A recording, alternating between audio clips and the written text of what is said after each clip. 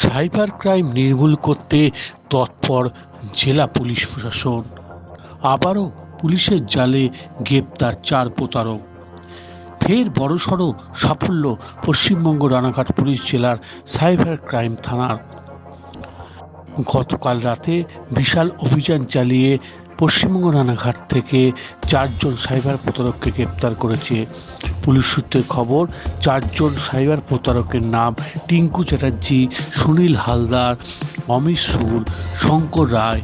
এরা প্রত্যেকেই পশ্চিমবঙ্গ রানাঘাটের বাসিন্দা। ধৃতদের কাছ থেকে একাধিক মোবাইল, সিম কার্ড, ডেবিট কার্ড উদ্ধার হয়েছে। পুলিশ সূত্রের খবর, এরা বিভিন্ন রকম সাইবার প্রতারণার সঙ্গে যুক্ত। অভিযোগ আসার পরই তাদের তল্লাশি করে গ্রেপ্তার করা হয়েছে। ধৃতদের আজ 14 দিনে পুলিশ হেফাজত চেয়ে আদালতে পাঠায় সাইবার ক্রাইম থানার পুলিশ। যদিও এর আগে একাধিক সাইবার ক্রাইম অপরাধমূলক কাজের সাথে যুক্ত বেশ কয়েকজন গ্রেপ্তার করেছিল রানাঘাট পুলিশ জেলা। সেখান থেকেও এই এই সাইবার ক্রাইমের এর বাজেয়াপ্ত হয়েছিল একাধিক মোবাইল এবং সিম কার্ড।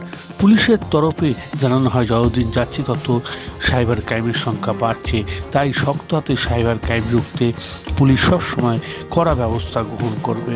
যদিও আগের তুলনায় নদীয়াতে অনেকটাই সাইবার ক্রাইম অপরাধমূলক কাজের সংখ্যা কমে এসেছে। জেলা পুলিশ চাইছে সবটাই নির্মূল করে ফেলার। এখন দেখার কতদিনে তা সম্ভব। সোহানা লাইভ, পশ্চিমবঙ্গ, বিশ্ব ব্যানার্জি।